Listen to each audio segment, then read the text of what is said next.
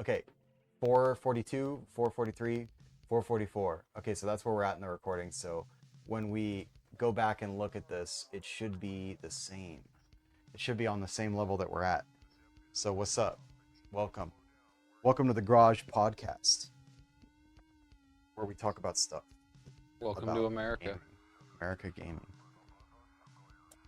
We got Daron, we got Young Dill on the fucking gaming videos, so we have something to show and to commentate on while we talk about stuff. Currently, Daron is playing Ship of Harkinian, which is like a ROM hack, right? It's like it was like they got the fucking what's it called, source code, and they recompiled the game, right? Yep, reverse engineered Shigeru Miyamoto's wet dream right here. Yeah. Oh, definitely. That's what I think this is. I think this is exactly like, not to bust the Miyamoto card, but like, if he had a vision for this game looking better, it would be this. No, I mean, yeah, Ship of Harkinian looks really good. I mean, and it's cool how you can like update the you can change the like controls to make it more like Souls-like ish, you know, where you can control the fucking you can literally control the fucking camera with the right C stick or whatever. That's so fucking cool. It's great that it brings back like what 3D gaming it gave to. It comes back to it with everything that we've learned so far. You need like a fucking N64 controller for the PC. I'm sure they have that. Yeah, they have an adapter for it, but those joysticks are the worst ever made. They just have no durability. They snap like a twig. Yeah, that's what I've heard. And then, not to, everyone was a kid when they were using them, so they probably snapped the sticks during Mario Party, and it's like, oh, this is the controller I only give that one friend I hate. And then, fucking Todd comes over, and you just give him the controller. Like, oh, I'm not going to use the name of someone I would use. They have stories for him. Oh, yeah, no. It'd be like it. But everyone has that one friend, you're like, yeah, you're getting the crappy controller because A, you abuse them, or B, we just don't like you. Yeah, they just fucking. I know it do be like that. Like you got that fucking one friend who just sucks at games. Like I remember, I had this friend named Ferris, and he was like, I think he was Lebanese, and he was like, he had a fucking, he would fucking keep his he would keep his fucking CDs on like a chain. Like he had like a chain with like a nut on the end, and he would just like keep his CDs like hanging like that, like a fucking trophy of war or some shit. Disco light. Yeah, it was fucked. And like I was like, and he was like, oh, my game is not working, and I was like, bro, it's because you fucking put it on a chain. They come with a case. Nope, tosses the case. Like, I was always, like, super gentle with my games, and they still fucking got scratched and fucked up. Like, it was annoying. We had some friends, too, with Super Smash Bros. Or fighting games. They're gonna drop the controller, they're gonna throw the controller, they're gonna be salty. Yeah. And that's why I'm glad GameCube controllers, like Xbox controllers, were tanks. They could take the abuse of children. But no, N64 controllers, if you can do the shake test. I got mad, like, when I was a kid, I would get mad and I would, like, abuse my controllers, or I would abuse my fucking, you know, own body. Like, if I would lose in a game, I would just, like, fucking, like, start, like slapping myself and shit, but nowadays, I don't know, I don't really do that anymore, but I don't really play, like, multiplayer games. Like, I mostly only play, single player. And it's like, I've kind of just gotten to the point where I have patience, and it's like, if a game starts to really piss me off, I kind of will just, like, put it down for a while and then, like, pick it up later, you know? I get that. Like, I have, like, with Hollow Knight recently, like, I've been, I beat Hollow Knight recently, and I've only got, like, a couple challenges left. I've got, like, the final platforming area, which is called, like, the Path of Pain, and then I've got, the final, boss, which is, like, the secret final boss, which is pretty tough. And then the final DLC boss, which is pretty tough. But I don't know if I'm going to beat them, because it's just like... And there's also the boss rushes, but I don't think I'm going to do the boss rushes. And then there's Silk Song. Yeah, well, that shit has been in development for fucking ever. You got all the time in the world It finally came out, yeah. to get to it. So I do have plenty of time to play it. But I don't know if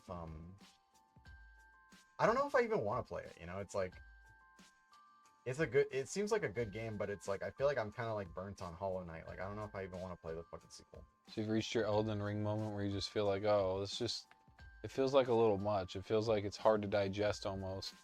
Yeah. That's the overwhelmingness that I would get with Elden Ring.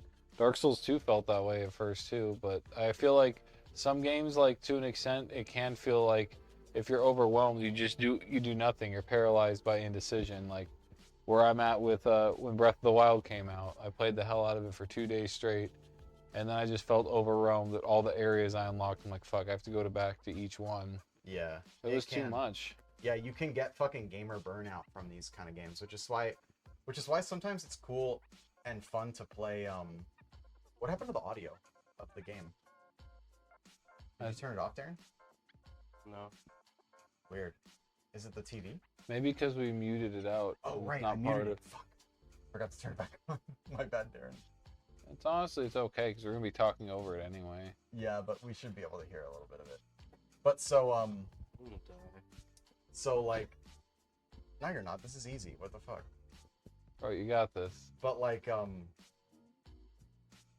yeah, like I don't know. With Elden Ring, I sort of just like you do get burned out. Like when that's why games like, a lot of the times they don't want to like present you with too much shit to do, like right off the bat, because it's like you can get like easily overwhelmed, right? Yeah, it's like a Ubisoft game with all the beacons on the map. Yeah. You're like, I'm not gonna do. You're like, what the fuck am I supposed to go for? Thank you for making an Assassin's Creed game, but can we just have Assassin's Creed 2? Yeah.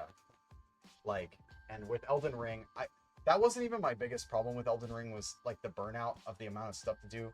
Like, I like Elden Ring, but my biggest problem with Elden Ring was probably just the, just like how it was, I felt like the open world kind of didn't really add much to it, you know? Like, I felt like it was kind of like, it could have easily just been like a more linear experience, like fucking Dark Souls 3 Bro, what the fuck? or Dark Souls 2. And, I think it would have fucking, been better for it, you know what I mean? Because the open world kind of just like, it's just like they just shoved a bunch of like random shit in there that like you don't even like it's like, okay, you want to get like a specific fashion outfit, like you got to go do this random ass dungeon, you know, in the corner of the map to fucking get that item, which is fucking lame. It's like, why not just put it somewhere in one of the legacy dungeons so you can actually just, you know, go through the fun parts of the game and just get the shit like that. Or for example, you know, just like all the recycled enemies, like how you're just constantly fighting the same boss. Like you fight like fucking, what is it? The air tree avatar. Yeah. Like, yeah, the air tree avatar, you fight that motherfucker like 13 times. Or the fucking ulcerated tree spirit, you fight that motherfucker like 8 times. You got Pumpkinhead, you got the cat Yeah. dog looking chihuahua thing that made of stone. Yeah, dude. I felt very much cut and paste vibes. I know people get salty if I'd say, but compared to like Halo Infinite in the sense like, oh, we got all these like little stagnated like regions that as much as your console could physically handle in one go, because it was for PS4, Xbox One. So it's like, oh, this is as much as it can physically handle, and we're just gonna fill with a whole lot of copy paste bullshit. Like, yeah, there's some cool stuff sprinkled in there, but it didn't feel like humans were part of most of the development, which is starting to be that feeling with games now. Did a human make it? Yeah. The problem is just that it's it like Elden Ring subscribes to the design philosophy of like the West, where it's like Souls games are supposed to be hard, and that's like their biggest fucking like draw, is that they're hard. Like, and that's not how it's supposed to be. Like Souls games, like in Japan, when they were made, thanks man. When they were made, it was like the idea wasn't like, oh, it's gonna be hard. It was just a fucking it was a From game, so of course it's gonna be hard, because they don't fucking babysit you when you make the game. The idea behind it was not to make it hard, it was to make it like a legit like fantasy experience with like crazy ass lore that you could like, you know, you would be able to get more out of it if you actually got deeper into it, like you like learned more about the lore or whatever. Like you would be able to understand more of the lore. Absolutely. And not just the lore, but also the aesthetics, like just like the sort of post-apocalyptic medieval fucking aesthetics that they had going on. It's funny because it really embodies how the development went. It started out as a Oblivion clone that went through all those rough patches before Miyazaki went into it, and it retained that fantasyness. But I feel like the whole undead vibes and the whole idea of everything being so post-apocalyptic is almost like indicative of how the development was. Like, we're so fucked. Everything's so terrible right now. We're so down in the dumps. But let's make the most of it, 'cause it's still a fantasy game, right? Like, that's where I feel like Dark Souls and Demon Souls really like captures that for me. That sense of like, we're not Todd Howard, we're not Bethesda, but let's make our own lore and let's make it really cool in its own way. Yeah. Like the whole idea of the Unkindled is kind of like a story of redemption. So there's a sense of like, we're trying to redeem this game and make it this whole into a franchise that people are gonna want. Yeah, because the Unkindled are kind of interesting because it's like they're kind of like the they're supposed to be like the undead who didn't like succeed their journey, like they just they failed their journey. So they were like the Unkindled are like supposed to be like Dark Souls 1 characters that like basically didn't win, like they died and they got turned into ash and then they eventually come back. So it is kind of cool. It's kind of like a redemption story. Absolutely. Yeah. Elden Ring, I don't feel that as much. I feel like, oh, you're tarnished. Okay, I'm tarnished now. All right, we all got to run towards this big ass tree. We all need to be there, and then from there it's like, the land of giants and all the fun stuff and the DLC. But I feel like there's this constant sense of like, you think you're at the edge, you think you're at the center, but then you're not. I mean, I think that the like the setting of Elden Ring is cool and the writing is cool, but like I do kind of think it's like it doesn't like like that's why I hate when people say like oh, why are you gonna play Dark Souls when you could just play Elden Ring, like it's better. And it's like, I don't know, because it really lost a lot of stuff in the like lost a lot of like the themes, because it doesn't really seem as much like a it doesn't really seem as much like a dark fantasy. Like, it is sort of dark, but it just feels more like mythology. Like, and I get that was what they were going for. It's like the super epic mythology or whatever, but it didn't really feel as dark and fucking like depressing as the old Souls games, which for me was a huge draw for them. Like, I really liked the fucking oppressive and dark atmosphere of the older Souls games. And Elden Ring, it's like, it was sort of dark, but it was like, it didn't really like feel that. Like, it just kind of felt like, yeah, the world is fucked up, but like at the same time, it's not like super fucking depressing like Demon Souls. Like, Demon Souls is like fucked, dude. Like, Demon Souls is like the most depressing shit like ever put in a game. I feel like it went more into like a mindset of horror, more of a mental horror ever since Bloodborne, where there's this sense of like the horror is almost like of you going crazy as well as the world going crazy around you. And I definitely felt like in Dark Souls, like it's almost like comparing Ocarina of Time to Breath of the Wild. Why would you play Ocarina of Time if you have Breath of the Wild at home? Mm-hmm. No, because I want something more linear, more cohesive. I want the areas to have specific variety, specific themes. I want that story that makes me feel like I'm making a difference, not just I'm literally like going across an entire continent fixing everyone's problems, but more so I'm going through a story as a piece of the puzzle. Mm-hmm. And I feel like in Breath of the Wild, like Tears of the Kingdom especially, you just feel like, oh, all right, Big Daddy Link, he's got to go fix everyone's problems. He's got to go, the whole world is fucked, but, he's the one who's got to fix it. In Ocarina of Time, like, you're the kid of a Hylian mother who already went through a whole messed up situation. They don't touch on it much, but it feels like there's so much more around you going on. There's so many characters you want to know more about, but you just get like little glimpses, like little tastes, like Solaire in Dark Souls does. It makes you want to play more Dark Souls. You want to save them the next time. Yeah. Like, I believe, we know more than one person who started a whole separate playthrough just to save Solaire. Yeah, you just get more, like, invested in the characters, yeah. Like, and what is the deal with the, because I haven't really played too much of, Breath of the Wild. Like, I like Breath of the Wild. I don't really like the art direction and the writing, but I do like the gameplay, but it's just like, it's hard for me to play, like, survival crafting kind of games. Like, I get kind of burnt out on them. It's kind of like if George R.R. Martin remade a Zelda game. It's like, Yeah. oh, we gotta have time travel, check. We gotta have Ganon going berserk in demon form, check. We gotta have a Hyrule Castle, check. Yeah, that's cool. We gotta have dungeons, like at least 4. Yeah. Check. Like, do you know about the what's it called? The the chronology of the Zelda games at all? It all got messed up. Like, we all watched AVGN. We all watched the The chronologically. chronologically confused, yeah. I feel like it's a good base to start at because it's like you think you have an understanding at each game, and the developers, they know they want to mess with you. So they put things like rock salt everywhere in Breath of the Wild, which makes you think, oh, it was flooded. Yeah, yeah. But no, then there's parts that make you think, oh, this is Ocarina of Time's world. When before Breath of the Wild, they were all separate timelines. It's like, what the fuck do we do now? It's like, oh, but then they have these things from Four Swords. It's like, well, oh, god damn it, now I have to... You can't mix them all together. They deliberately don't want a timeline. The developers don't want it. Well, that's...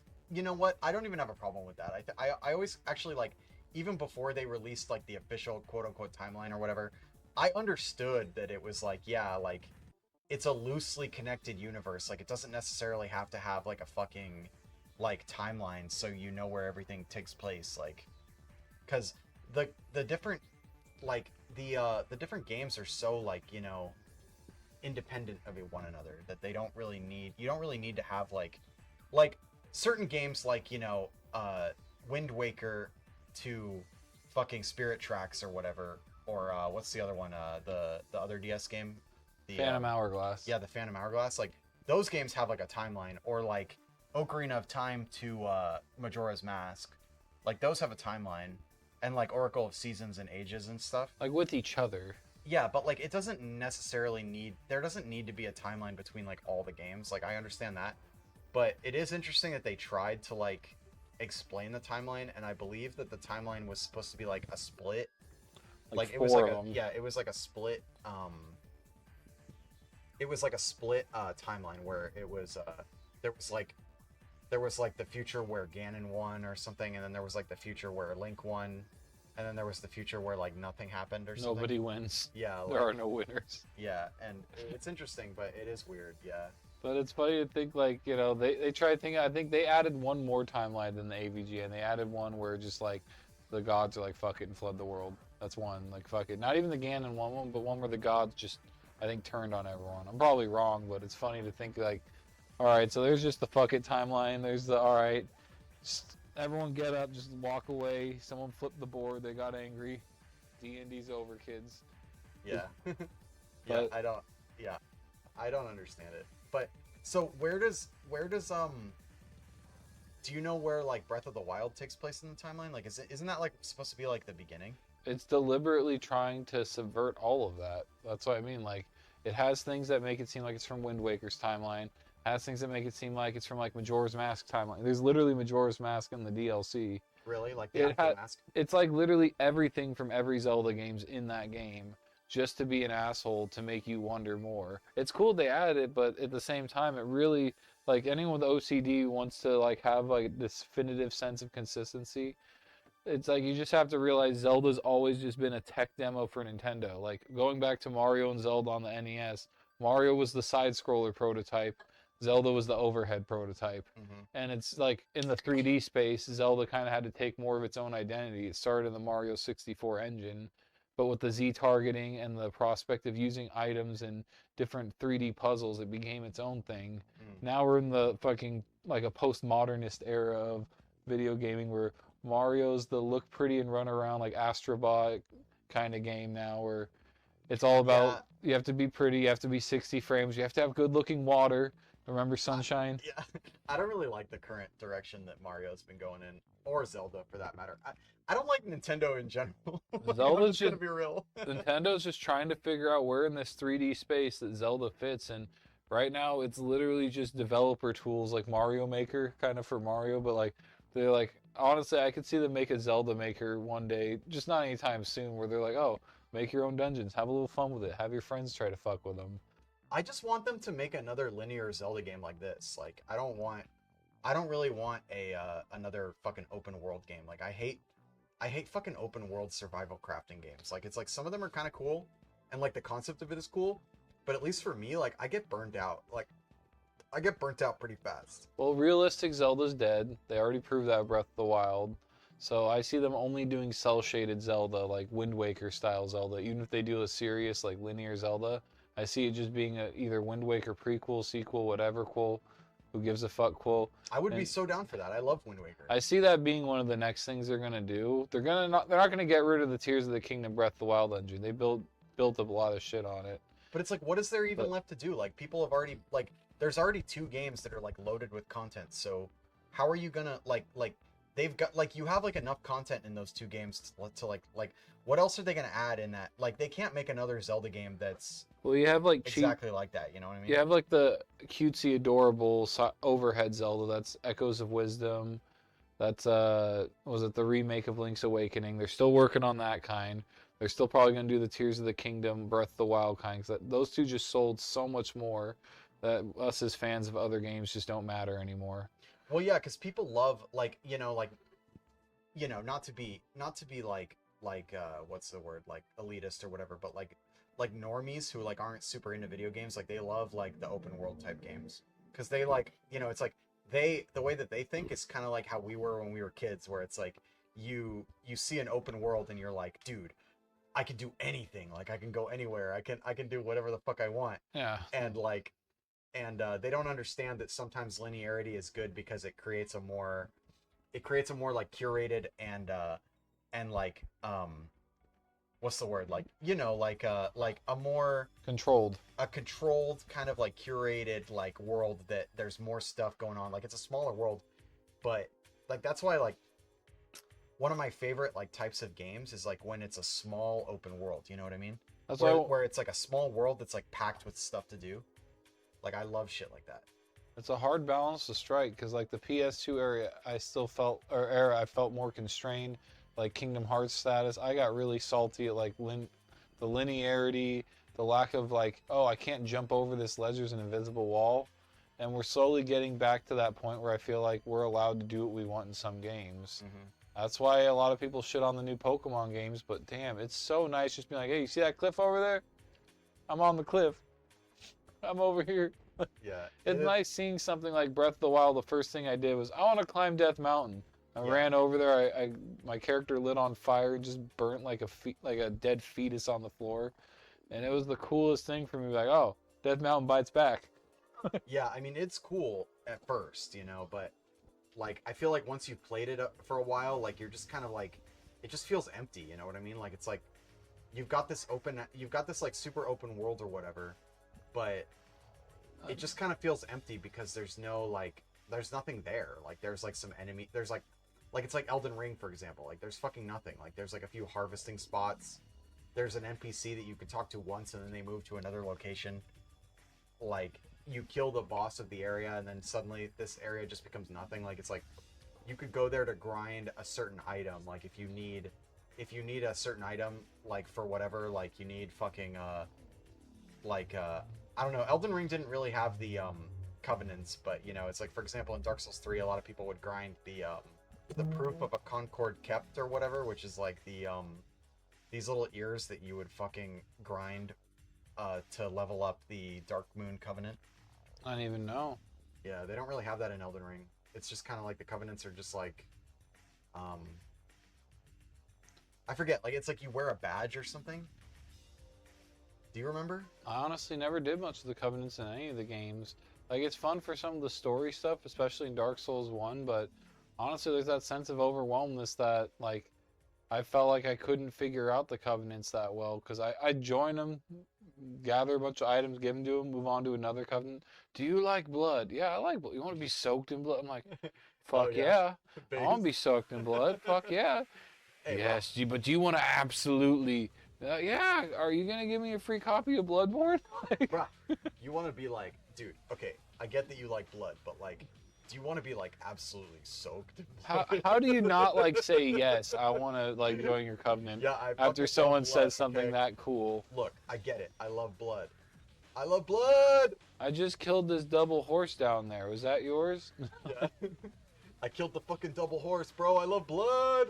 That's so cool when you think about it. Like, the covenants make you feel like you're part of this exclusive group. I probably could have done it more. That is what I love about fucking Souls games, like the PvP of it, is the PvP actually, like, ties into the lore, where it's like, cause, dude, the thing that's so awesome about Dark Souls is that, like, the fact that it's a video game is, like, part of the lore. Like, it's like, it's like reality is literally collapsing because of the fire fading. Yeah. So it's like the timelines are fucking merging and shit. So it's like, oh yeah, it actually makes sense that all of the fucking main characters are like the chosen undead from different timelines, and they're creating entire fucking organizations like the fucking Sun Bros or the Dark Wraiths, and they're killing each other and they're invading each other and stuff, and it all makes sense because it's fucking part of the lore. It's like part of the lore that Reality's collapsing. Reality is collapsing, and it's becoming video game like, which I fucking love. It's just indicative to me, like, oh shit, development we almost ran out of money. Like, development almost came to a halt. Lost media. Whoops. Yeah, bro. Like, literally, Dark Souls 1, Demon Souls is really good too, but Dark Souls 1 is just like literally like one of the greatest games ever made. It's just really awesome to think, like, to take a shitty situation and turn it into that. Like, that's a developer's, dream right there.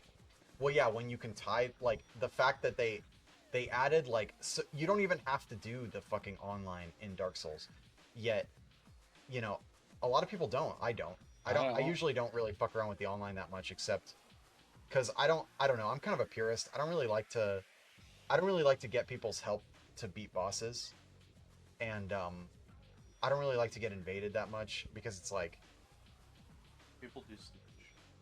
Well, it's like, yeah, like invaders are like they, and I get it. Like I understand it.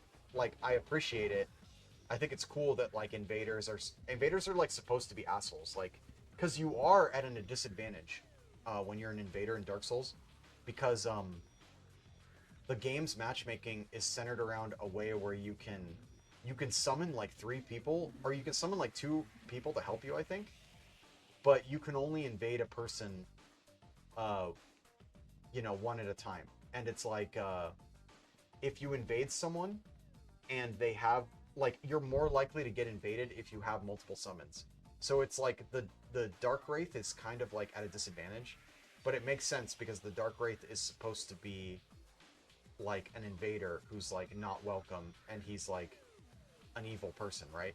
Yeah. But the thing is that the Dark Wraith, so I understand that the Dark Wraith has to have like a disadvantage towards him, and so I understand that they have to act in a fucking way that is annoying to other players. Like, it's like you have to be you have to use the environment to your advantage, because the enemies won't attack the Dark Wraiths, so you just have to fucking use the enemies to your advantage, chip away like at their fucking health with bullshit, do like Twinkie builds where you have like a build that's like really strong despite being low level.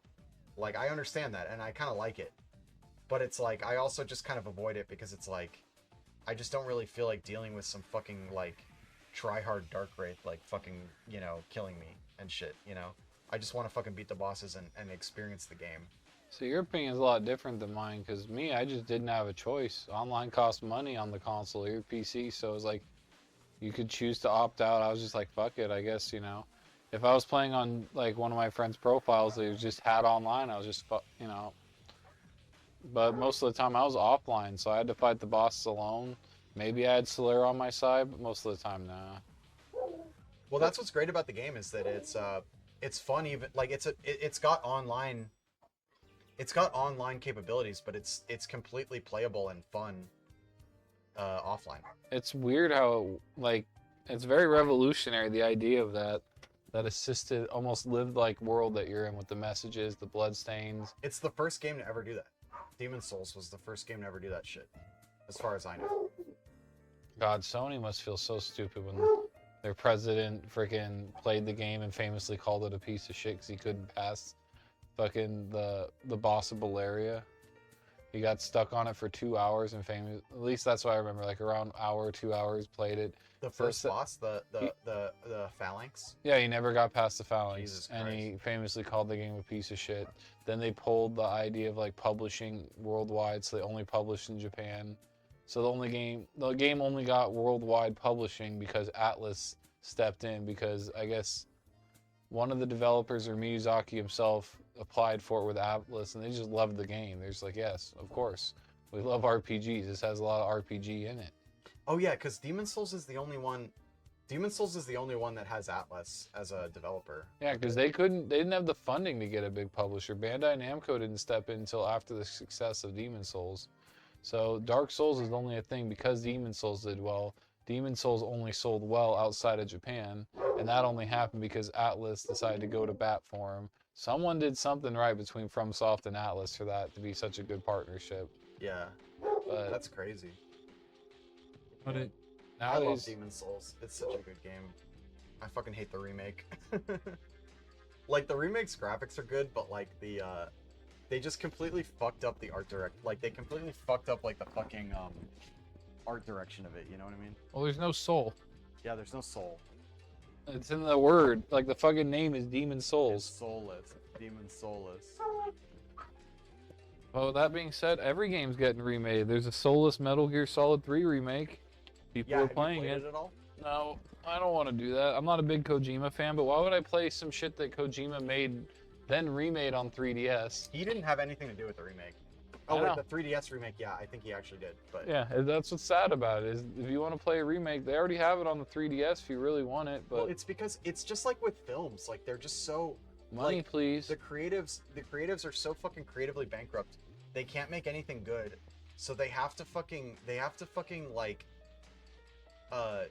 they have to, you know, quote unquote revive like old school like IPs that are like, you know, that have an established fan base already. Because the established fan base, like if you're like I know I'm not really one of these people, but if you're like a true fan or whatever, you're gonna buy like anything that has that fucking name on it, you know? That's what I'm saying. They're gonna remake fucking Halo again for $70 on the PS5. Just Halo 1's just campaign, by the way. When you could buy the entire Master Chief collection on PC or on usually you find on For like $10. $10 Yeah, dude. with online. But nope, they're gonna remake it. Campaign. They call it Halo Campaign Revolved. It's on PlayStation, and give money, please. Basically, Xbox is like, hey, we kind of need that PlayStation fan base. Pay our Activision bills. And people will fucking buy that shit, dude. Like that. Oh, you mean to tell me a Call of Duty costs that much? Yeah, it's so Fuck. I can't afford me no Call of Duty no more. It's pathetic, bro. They're in court saying, no, we buy Call of Duty for $70 billion. It's not going to affect our price of Game Pass at all. Yeah, it's so sad. Well, you know, we just gotta not, like, there's not really much we can do because the game industry has just been totally fucked up. But, like, Well, this is fucking okay. Well, But, that, like, what's it called? We can, like, the one thing we can do is, like, just not buy them. Like, just don't buy the shitty remakes. Don't fucking engage with them. Like, people will always be like, oh, well, it's actually good, bro. Like, with the Silent Hill 3 remake, or Silent Hill 2 remake, how they were like, people were like, oh yeah, it's actually good, bro. Like, even though it's just like, there's only like 4 enemies, and they turned it into like action game, and they like made all the characters ugly, and like, blah, blah, blah. Like, and it's just like, hey, bro, I got but it's an actually idea. good, bro. Like, no, dude, fuck off. We It's gotta not just fucking take good. PS2 games, remake them in Unreal Engine 5 so the frame rate's the same. The only remake I like is the fucking Resident Evil 2 Well, those remake. are custom engines built by Capcom with Yeah. love and care.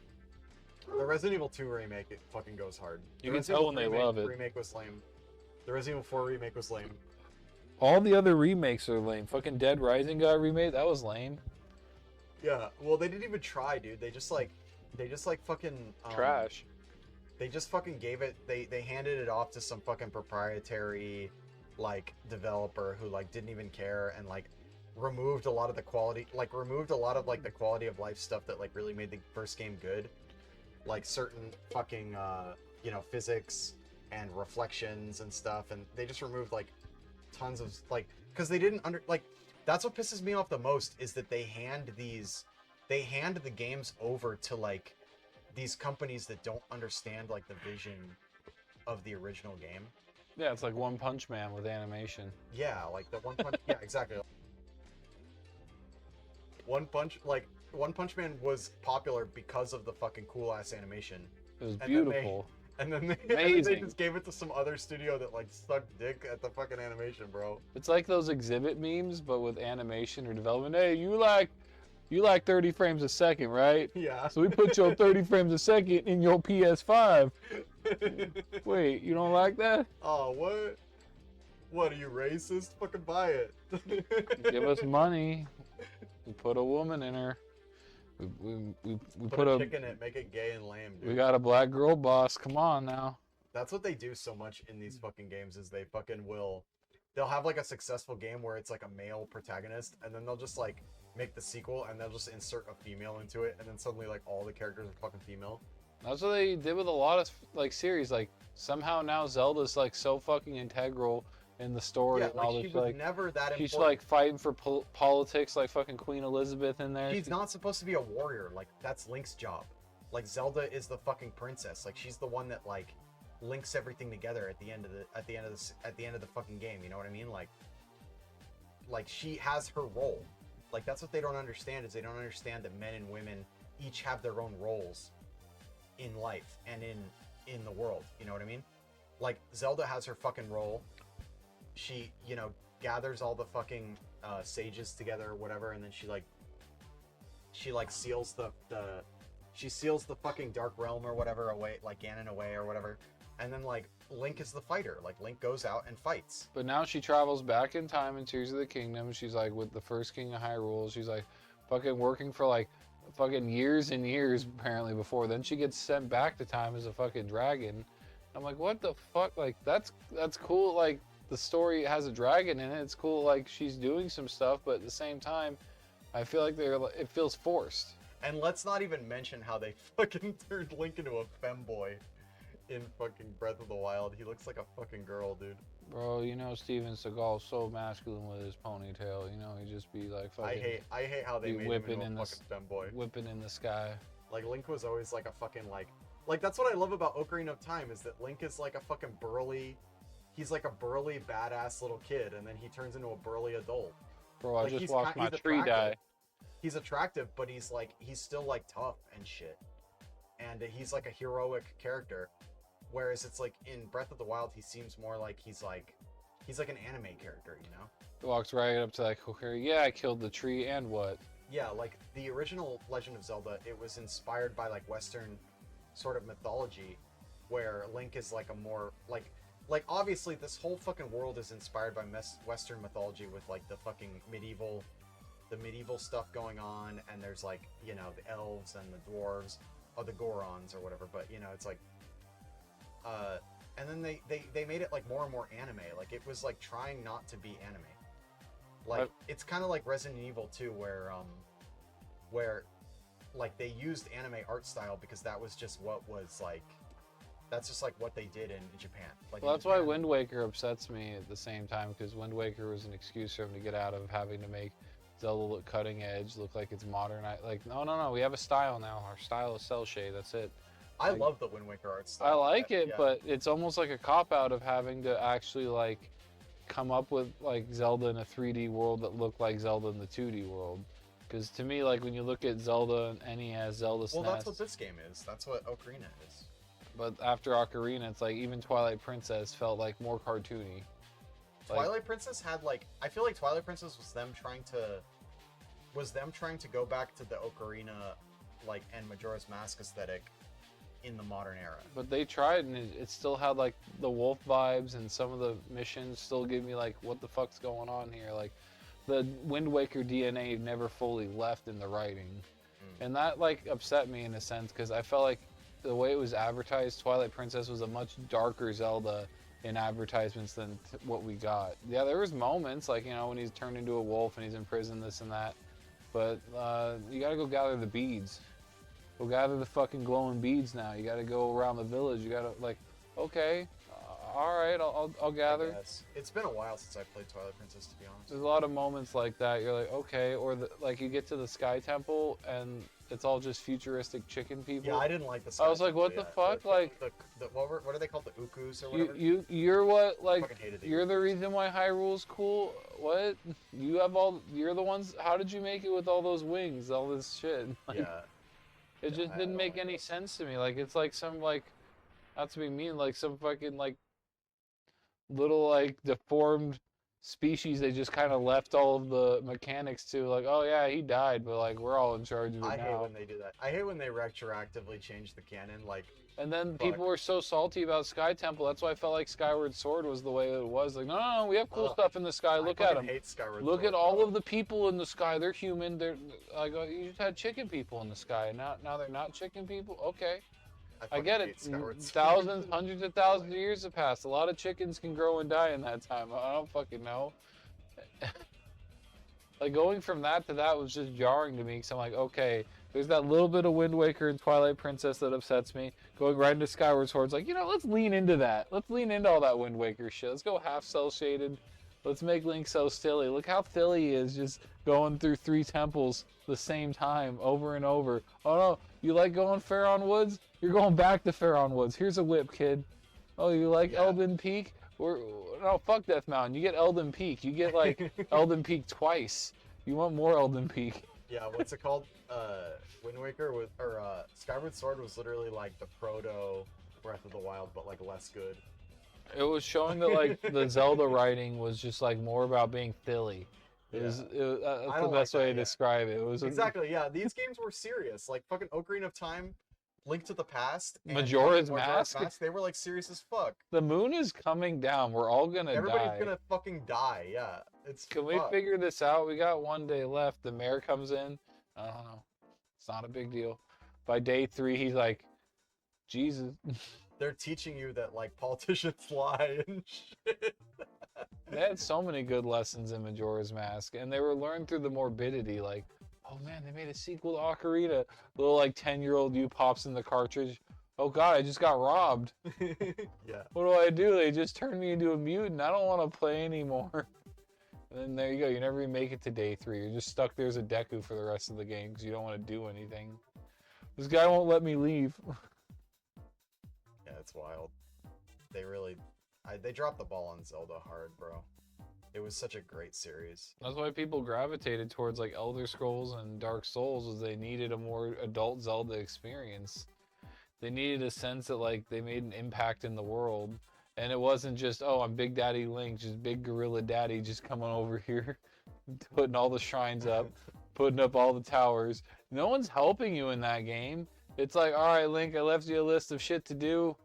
I'll see you at the end of that list. And we'll watch the cutscene together. Like, okay. Yeah, come on, bro.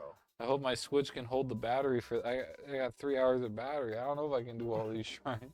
Ah, dude, I only got 3 hours of battery. Now bro. I got a stick drift. I only can't. got 3 hours of battery. We haven't figured out joysticks since the N64. I don't know. I got stick drift. I can't be doing this shit. Link keeps running off a cliff. I think he's existentially telling me something. I think he's over it, dude. I think he's just done. Like, it's not even worth it to fight Ganon anymore. But I feel like games like Fallout, Elder Scrolls, Dark Souls wouldn't have that type of fan base if Zelda just gave fans what they wanted. They just gave you a sense of, I'm a kid with a sword who makes a difference. Not just I'm a kid with a sword who's literally the overwhelming force that saves this world. Like, there's a difference. Yeah, like when I was a kid, I remember there was this webcomic artist who would do like Legend of Zelda comics. And I always thought they were fucking lame at the time. But looking back, it was like, they're actually kind of cool because it's like, they were kind of about how Link is just like a fucking kid who just he fights. Like, he's not scared to fucking, like, he's not scared to fucking just, like, fight for what, you know, he wants to protect and shit. Like, it's like, there was, like, some dude who, there was, like, this comic where he's getting the shit kicked out of him by, like, some moblin or whatever. And the moblin's like, why won't you stay down or whatever? And he's all like, because I'm not dead yet or something. And I was like, yeah, that's kind of fucking cool. That's badass. I just think that, like, that's what, like, Dark Souls and Elden Ring and even, like, well, not Elden Ring, but Elder Scrolls bring to the table is, like, you have covenants, you have factions. You can't please everyone. You got to pick a side here. You actually have to be decisive. You can't just, we're all going to survive. We're all going to win.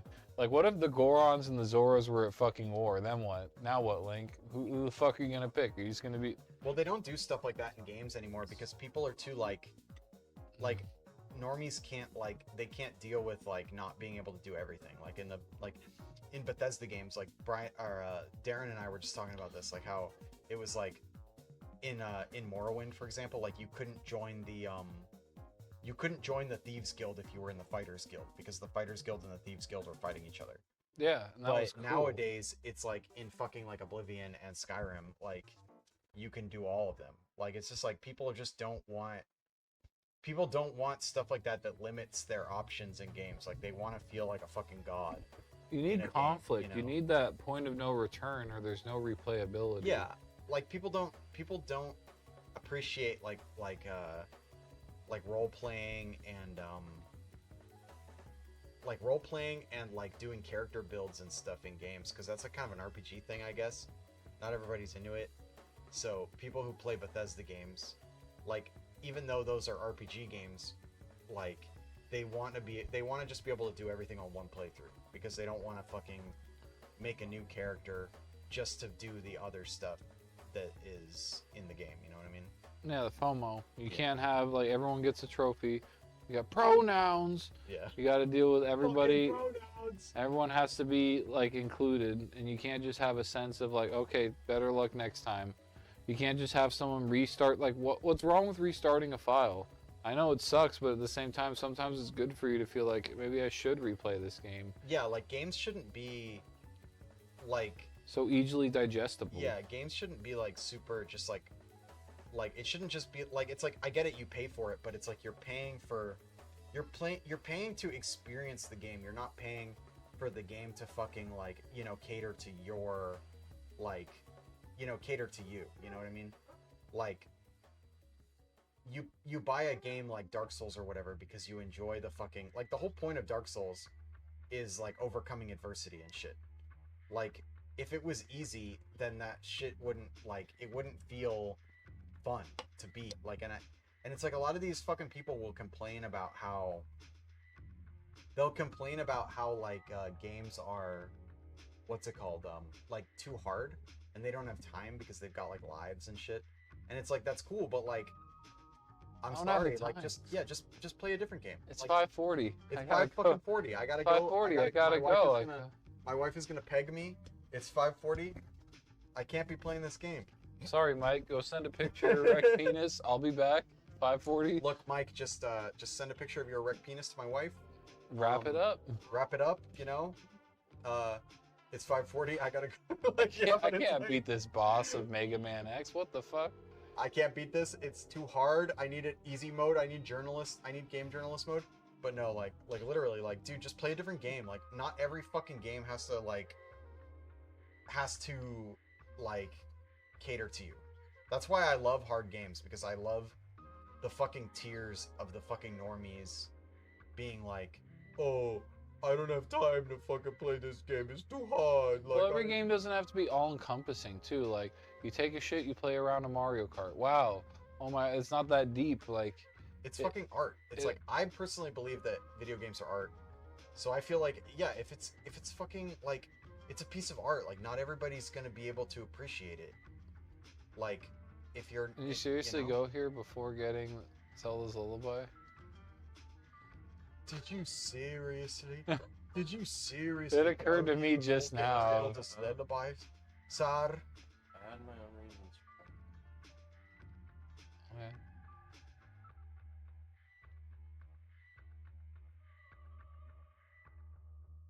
I was gonna say I do think it's weird that, like, that's one of the bottlenecks, I guess, is you have to do thing A before thing B will happen, like GTA 3 missions. In that sense, you can feel very much like, go to the marker, go to the point. I think it's fine for games to be linear. Like, I think that the open world can be good. Like, I think Ocarina is pretty good because it's got a small open world with a lot of content in it. But like in general, I feel like open world is kind of like, just, you know, it's like, do you really need to have all this fucking like shit, like in Elden Ring, for example? Like why do we need like oh, the forest of like, I thought it was cool when I first played Elden Ring. I was like, dude, there's a whole fucking like underground area. Like, that shit was fucking badass. But then, like, the first time, like, I experienced it once, and then after that I was just like, cool, it's just more shit that I have to fucking It's just more recycled enemies that I have to fight. Ah, and, so this is where all the Chalice dungeons went. yeah, like the Chalice dungeons were cooler because that was totally optional. It's the Chalice And- dungeons, but like they copy and pasted it even hard. Like Chalice dungeons were already sort of AI made, sort of copy and pasted. They took it to the extreme with Elden Ring. Like, oh, people like those. How much less can we do? Yeah, I mean the cool thing about the Chalice dungeons was there was like secret shit hidden in there. Why you do this to me? Okay, yeah, well, pause. Is this a 3D? Did they remake this fucking area to be 3D? Yeah, this is the 3DS. Oh. Yeah, all 3DS assets just for that extra. So I thought it was a nice, like, a worthy addition for Daron to play while we're talking. Grab one more beer and open it for. Go one more. I got one right now. I want to be a rocket scientist. I want to make video games. I want to make video games, and they were like, "Oh, go back to the chess club." Fucking I was nerd. actually in the chess club. I got so many wedgies for bringing up They used to give me Starfield. wedgies. I was like, they were like, "Hey, let's go get some pussy," and I was like, "Eh." You- What about like, if there was a game where like you played as like an astronaut, bruh? Like, You'll all see. One day I'll make 16 times the detail. you'll be able to climb that mountain. Wow. You'll be able to climb- like you might call me a little virgin nerd, but in the future I'm gonna make it so you could climb that mountain in Skyrim. Todd Howard's gonna hear this. He's gonna get buff and show up at our houses. So I heard you guys want to start some shit. Hey man, like Todd Howard, as annoying as he is, he's still based, in my opinion. Give you some bottle caps. Yeah. Like, he's a good investor. He fucking bought Fallout, which was a smart move because Fallout is super... Probably, like, honestly, Fallout is even more, like, of a, Fallout is, like, more of, like, a moneymaker than, even Elder Scrolls these days for him. Yeah. Well, Elder Scrolls is just, like, it's so bland in the sense that, like, people who don't know the lore just think, oh, it's fantasy. Yeah. It's just medieval. It's medieval times. It kind of is, but at the same time, it's like, It's hard to differentiate. yeah. It's like,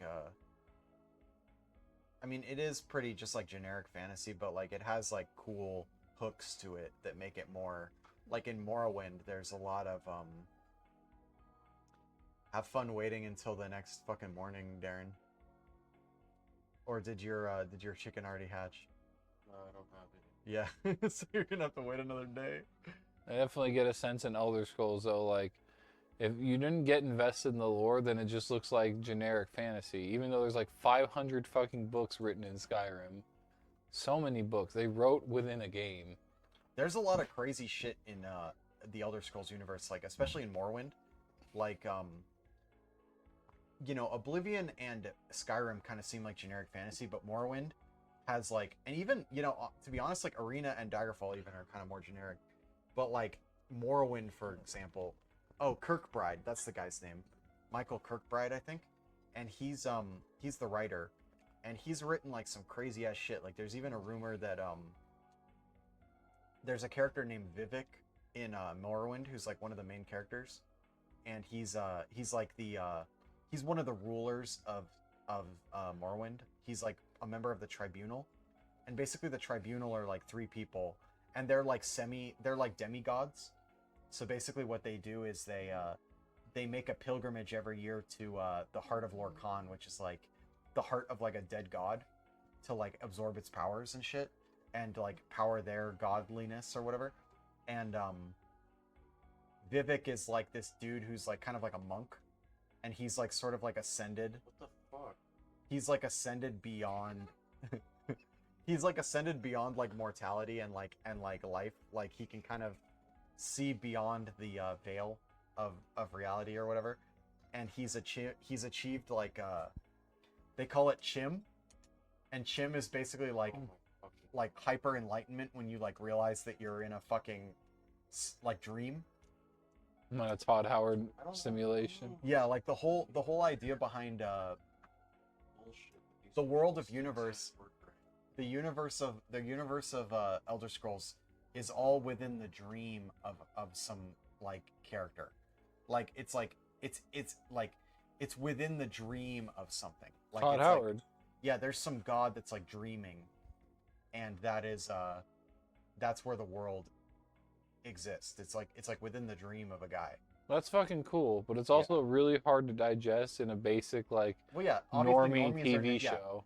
But you can play the games and never get that deep into the lore. You know what I mean? Like you can just play the games and enjoy them because they're good games. But if you want to, if you're interested in the lore, you can read into it. You know what I mean? I like that they have that availability, but I feel like the palatability for like mainstream audiences, that's where Fallout just kind of saved that whole industry. It's like, oh, isn't Fallout just Elder Scrolls with guns? I guess, but Fallout 3 was, that's for sure. they definitely went that route. It just with a green tint. Yeah. And then at the same time, I feel like the whole nuclear post-apocalypse thing is just so much easier at face value to accept than all of the stuff beneath the surface of Elder Scrolls. I don't feel like Elder Scrolls will ever be on that normie sense, even though they want it to be. It's not as commercially viable. Fuck, dude. What the fuck? Yeah, no, it'll never be on the level of Fallout. Fallout was really like lightning in a bottle because like it's interesting that they acquired like the like license of Fallout because like Fallout was like it was a pretty popular game at the time, but like it wasn't really that different than like a typical like post-apocalyptic setting like Wasteland or whatever, like it No, wasn't really that mundane. different except that it had like the weird like 50s, the weird like neo 50s kind of aesthetic, which is cool, which I do like. Yeah. So I mean, it's very mundane in a sense, but it just worked because they had an engine. They had that Oblivion engine. They're like, fuck it, they're gonna put it on there. We got guns. We've been developing gun stuff for a while. Look how well Call of Duty's selling. Look how well Time Splitters was selling back in the day. Yeah. I'm sure Todd Howard just saw no reason not to. Have you played the System Shock remake? I saw it. It looks great. Yeah, man, you should play it.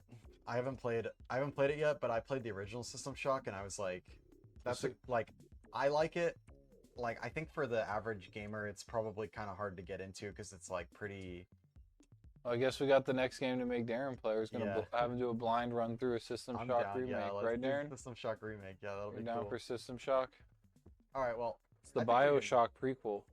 I think we can probably wrap it up there. What do you think? Sounds good. Yeah, it was pretty good. I think ending on System Shock's always a good note. Yeah. All right, man. Cool. Peace out. This is America. Peace out, Cub Scout.